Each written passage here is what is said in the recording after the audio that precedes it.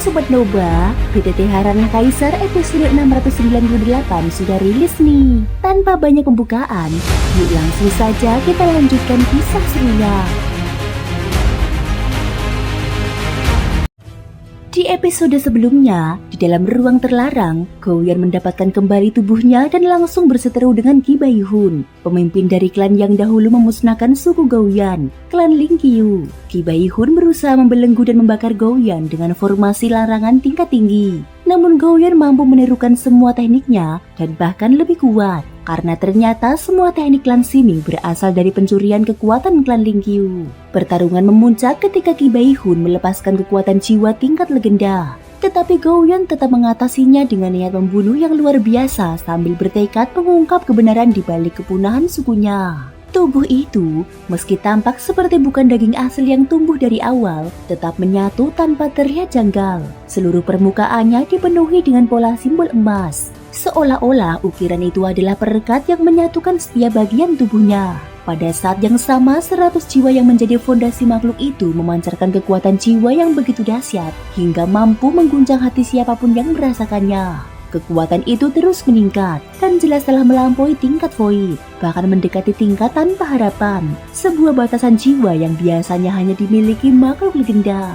Di hadapannya, Gouyan hanya mendengus dingin, seolah melihat apa yang tersembunyi di balik tubuh Ki Baihun. Kalau kau benar sudah mencapai ranah tanpa harapan, satu jurus saja cukup untuk membunuhku. Tiga kepala Ki Baihun tertawa bersamaan, tawa yang terdengar langsung dari kedalaman jiwa. Tekanan spiritual mereka begitu kuat hingga ruang di sekitar seperti dihimpit, seolah lautan membeku. Saat kedua makhluk itu mulai bertarung, Xiaoyan dan dua rekannya berhasil melepaskan diri dari pengekangan sebelumnya. Mereka segera turun ke bawah, bergabung dengan Putri Duyung dan Ye Beijing.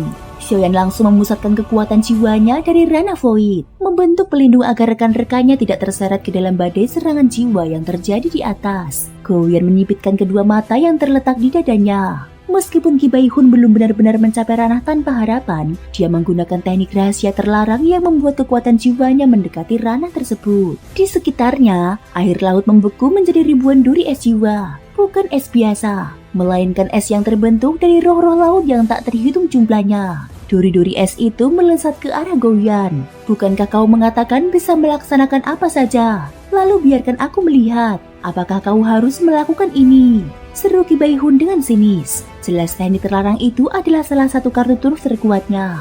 Gouyan tidak menjawab, karena teknik itu bukan berasal dari ras Lingqiu. Cahaya biru menyala di kedua mata di dadanya. Sementara rune emas di tubuhnya berputar liar. Tanpa bergerak sedikit pun, dia menahan serangan jiwa itu hanya dengan kekuatan tubuh dan rohnya. Simbol emas di tubuhnya tiba-tiba berubah, membentuk pola yang sama persis dengan teknik terlarang yang digunakan Ki Baihun. Cahaya emas memancar, dan serangan laut jiwa emas yang menghujam itu memantul dengan dentuman keras, terpental oleh pola-pola emas yang menutupi tubuh Gouyan. Keduanya jelas sama-sama menguasai kekuatan jiwa tingkat tinggi. Dalam pertarungan seperti ini, jika salah satu pihak unggul tipis saja dalam kekuatan jiwa, dia bisa mengakhiri lawannya dengan mudah. Teknik terlarang jiwa bukan hanya kejutan mematikan, tetapi juga bisa membuat musuh tak sempat membalas. Dua kekuatan jiwa raksasa saling berhadapan. Gemetarnya terasa hingga jauh ke dasar laut. Xiaoyan terpaku, kembali tersadar betapa pentingnya kekuatan jiwa dalam pertarungan tingkat ini.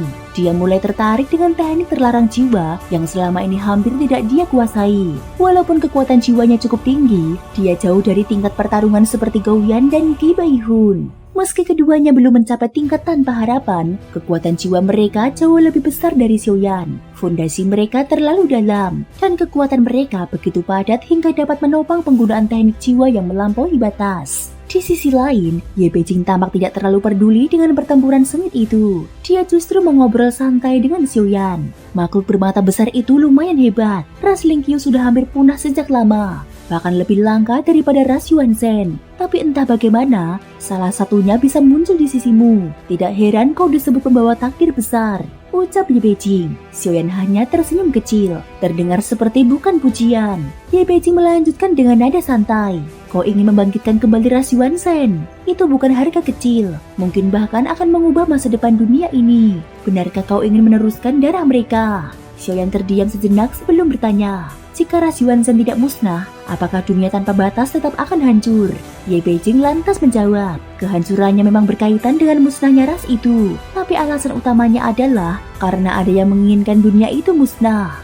Xiaoyan tertegun, dia merasa semakin banyak rahasia yang tidak bisa dia sentuh. Xiaoyan menyadari satu hal, keputusan-keputusannya kini tak lagi hanya mempengaruhi dirinya sendiri. Dia bukan lagi budak kecil di papan catur. Kini, dia adalah sang pemain. Dan dunia sensi beserta semua makhluk di dalamnya adalah bidak di papan itu. Satu langkah salah, dan masa depan dapat runtuh. Xiaoyan ragu sejenak, lalu mencoba bertanya dengan canggung. Kalau hanya Yuanzhenku yang berlatih bersamamu, apakah itu cukup? Ye Beijing langsung menolak. Tidak, aku mau dirimu yang asli. Dan kalau kau mau, aku bisa melayani dirimu dan avatar Yuanzhenmu sekaligus. Sudut bibir Xiaoyan berkedut. Dia sama sekali tidak menyangka arah pembicaraan berbelok sejauh itu. Tubuh aslimu membawa takdir besar dunia sensi. Berlatih ganda denganmu jelas akan memberi pengaruh besar pula. Tambah Ye Beijing sambil tersenyum. Xiaoyan memutuskan untuk tidak melanjutkan pembahasan itu. Ye Beijing hanya terkekeh senang melihat reaksinya. Sementara mereka berbicara, pertarungan antara Gouyan dan Qi Baihun mencapai puncaknya. Teknik-teknik terlarang saling bertubrukan. Gelombang jiwa mengguncang seluruh ruang. Namun seperti yang diduga, Qi Baihun tetap bukan tandingan Gouyan. Baik kekuatan jiwa maupun kemampuan teknik larangannya, Gouyan unggul satu tingkat di atasnya. Pertarungan itu seakan menegaskan satu hal. Di dunia ini, masih ada kekuatan yang tidak bisa dilawan hanya dengan ambisi.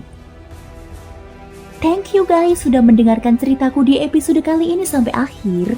Ikutin terus kelanjutan episode berikutnya ya. Terima kasih buat kalian semua yang udah subscribe, like, dan komennya. Semoga hari kalian menyenangkan. Sampai jumpa dan bye-bye.